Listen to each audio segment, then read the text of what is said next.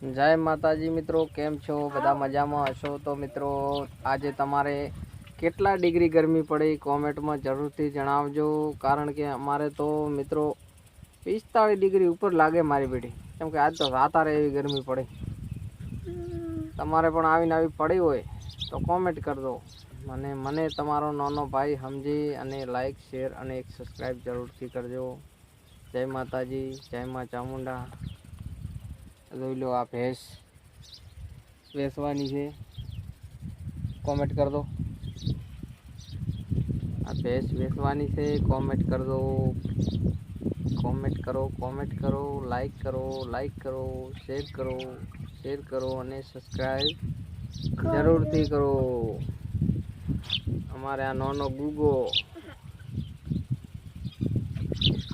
અમારે આ 32 વર્ષનો બાબો. કેટલા વર્ષનો? 32 વર્ષ.